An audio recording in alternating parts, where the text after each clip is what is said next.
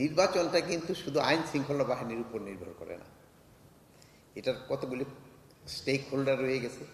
এটার মধ্যে একটা হলো জনগণ, তারা কিভাবে পার্টিসিপেট করতে চায়।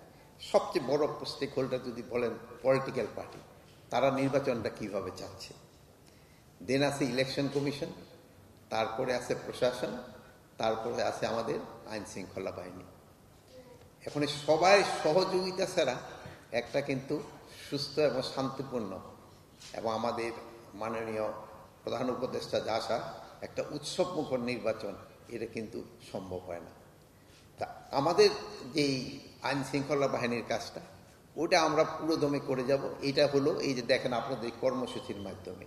আর একটা দেখেন যে আমরা অলরেডি কিন্তু মাস্টার ট্রেনারদের কিন্তু আমরা ট্রেনিং সম্পন্ন করতে পেরেছি, এবং আমরা আশা করব যে এই নির্বাচন, যে ফেব্রুয়ারি মাসে যে নির্বাচনটা হবে, এটা যেন শান্তিপূর্ণ এবং উৎসবমুখর পরিবেশে হয়।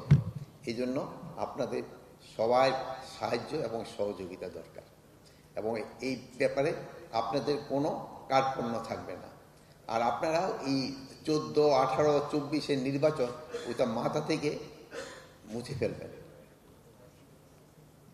আরেকটা আমি আপনাদের আরেকটা আশা করব আপনাদের থেকে, আমি অনুরোধ এটা আপনাদের থেকে, আমরা সমাজ থেকে কিন্তু দুর্নীতি এবং মাদক এটা কমাতে পারি নাই।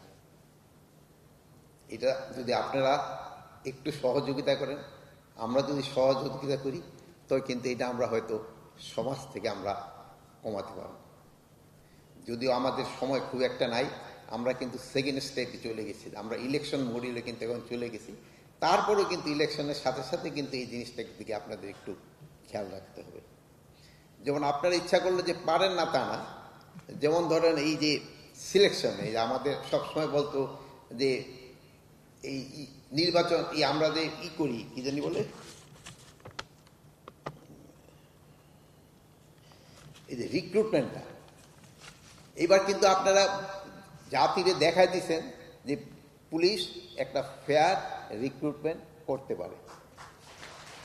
এটার ভেতরে এই যে আমাদের সাংবাদিক ভাইয়েরা আছে, এরা কিন্তু অনেক সময় ছোটোখাটো জিনিস অনেক কিছু বলে, কিন্তু এবার কিন্তু নির্বাচন এই রিক্রুটমেন্ট সম্বন্ধে তারা কিন্তু কোনো কিছু বলতে পারে নাই।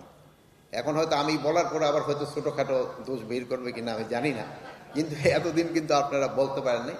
আমাদের এই রিক্রুটমেন্টটা কিন্তু ইনশাআল্লাহ একেবারে ফেয়ার হয়েছে। আমি আইজি সবার সামনে দাঁড়িয়ে বলতে পারি, আমি একটা রিক্রুটমেন্টের জন্য আইজি বা কারো কাছে কিন্তু একটা নামও দিইনি।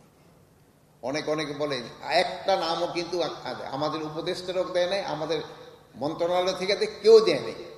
এই জন্য আপনারা কিন্তু রিক্রুটমেন্টটা খুব ভালোভাবে করতে পারছেন। এই জন্য আমি আপনাদের আমার অন্তঃস্থল থেকে আপনাদের আমি ধন্যবাদ জানাই। সানশাইন আটা ময়দা সুজি, ভালোবাসায় তৈরি।